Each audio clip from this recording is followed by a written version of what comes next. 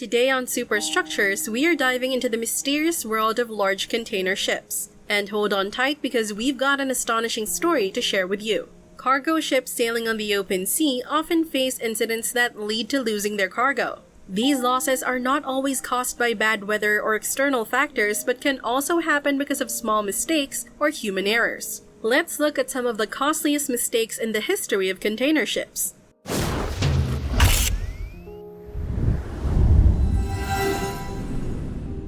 The One Apus is a Japanese container ship measuring 364 meters long and owned by NYK Line, a Japanese shipping company.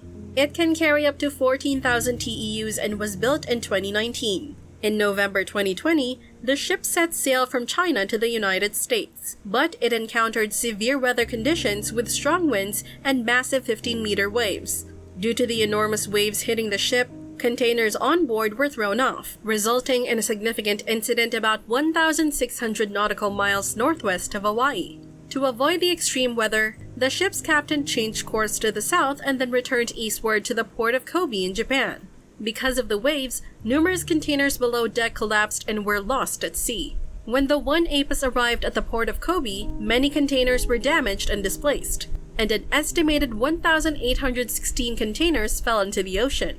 Among the lost containers, 64 contained hazardous materials. The total estimated loss from this incident was a staggering $200 million, making it the second largest container loss in history.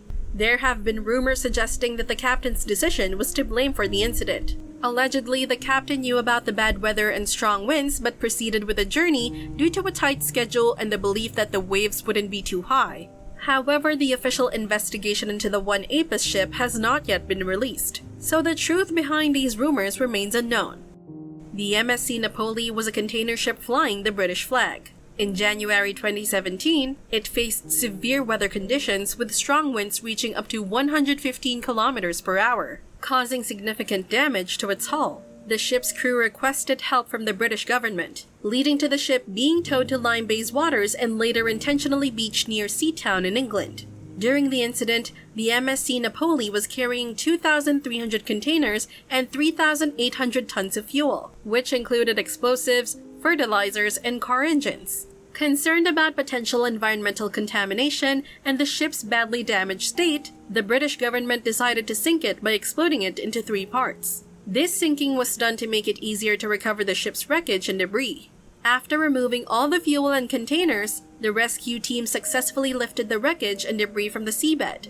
This extensive salvage operation took 2.5 years to complete. The UK government allocated £120 million for the entire process, making it one of the most expensive shipwrecks in maritime history. In June 2013, the MOL Comfort faced extreme weather conditions with high waves, leading to cracks forming in the ship's bottom. Due to the fear of the ship sinking, all crew members had to abandon the MOL Comfort using lifeboats and were later rescued by a German-flagged vessel. Interestingly, even after splitting into 2 parts, both sections of the ship remained afloat, and the containers on board stayed intact initially. However, 3 days later, the stern section of the ship sank to a depth of 4,000 meters below sea level, taking around 1,700 containers and 1,500 tons of fuel with it. Subsequently, on July 6, the bow section of the MOL Comfort caught fire for reasons unknown while being towed by a tugboat. It eventually sank along with the remaining 2,400 containers. The sinking of the MOL Comfort caused insurance companies to suffer losses of up to $400 million. It marked the worst and most expensive disaster in shipping history. In December 2014, a lawsuit was filed against Mitsubishi Heavy Industries, the company that built the MOL Comfort, by the insurance companies consisting of 100 firms. The lawsuit alleged that the accident and cargo loss were a result of design defects in the MOL Comfort. MV Rena was a container ship constructed in 1990, measuring 236 meters in length and 32.2 meters in width. On October 5, 2011, while en route from Napier to the port of Tauranga in New Zealand, the Rena collided with a group of rocks at a speed of approximately 17 knots. The impact caused the Rena to run aground, and at the time of the incident, the ship was carrying 1,300 containers and over 1,700 tons of fuel. The grounding of the ship resulted in around 200 tons of fuel spilling into the sea, and a significant number of containers fell into the water. This accident became the worst maritime disaster in New Zealand's history. After being stranded for months, the Rena eventually split in two in January 2012 and finally sank to the seabed on April 4.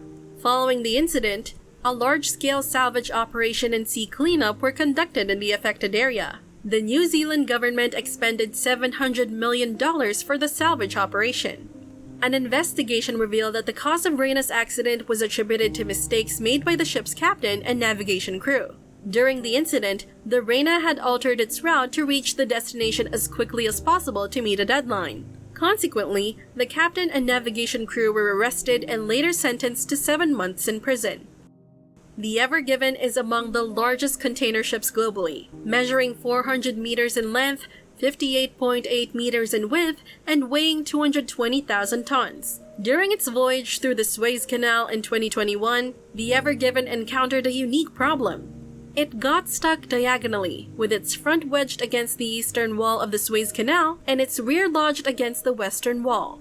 Such an incident had never happened in the canal's 150-year history. The Suez Canal is a man-made waterway spanning 193 kilometers, serving as a crucial trade route that connects Europe and Asia directly, avoiding the need to sail around Africa. When the Ever Given became stuck, it caused a massive backlog of more than 400 ships, as they couldn't pass through the canal. Experts believe that the incident occurred due to a combination of strong winds and human error, leading the ship to veer off course and become diagonally launched.